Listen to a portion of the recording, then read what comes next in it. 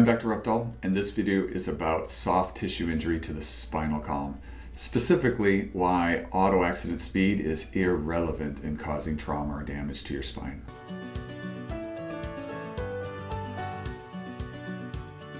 You're just a big, fat panda. I'm not a big fat panda. I'm the big fat panda. The whooshy finger hold. Oh, you know this hold? You're bluffing. You're bluffing! Shifu didn't teach you that. Nope. I figured it out. Skadoosh.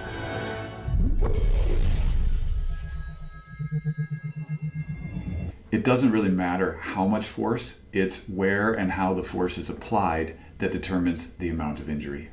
Way back in 1960, a guy named Robert Rofe did a bunch of experiments. He wanted to see which positions are the joints of the spine strong and which ones make them weak. What he discovered is that the disc and the joints of the spine are really strong in compression, which is squeezing downward, or distraction, which is pulling upward.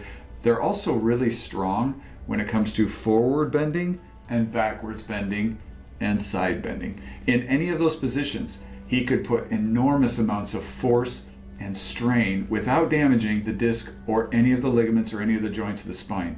In fact, what he found was that the bones, the strong bones of the spine, would fracture, crack, and break in half before he was actually damaging any of the joints or the disc.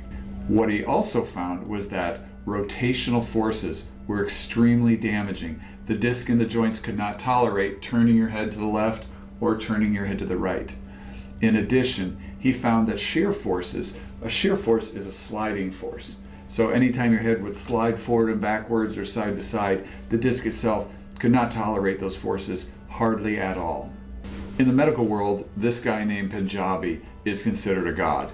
He's written all the textbooks on it. He's done all the research on the spine. If you quote Punjabi, he's the authority figure.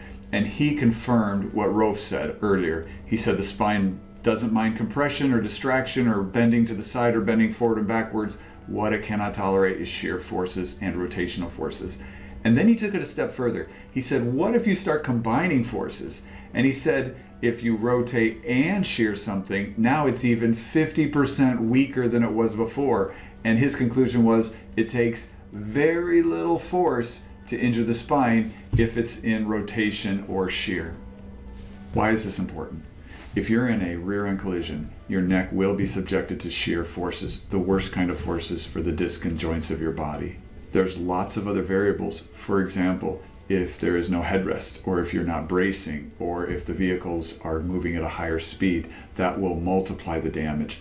But the worst thing you could possibly do if you're going to get in an auto accident, especially a rear ender, is have your head in anything but a neutral position.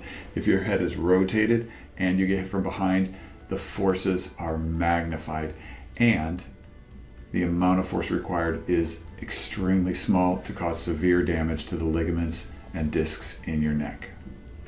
This is a picture of 4 different auto accidents that were very similar. They all impacted the front right side of the door.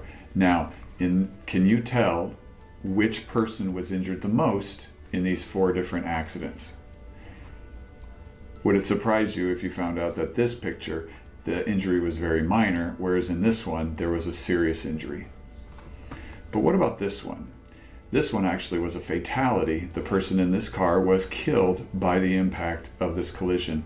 And in this one, there was no injury. The person walked away without any injury whatsoever. What's the difference? Joint positioning. Another example is George Patton.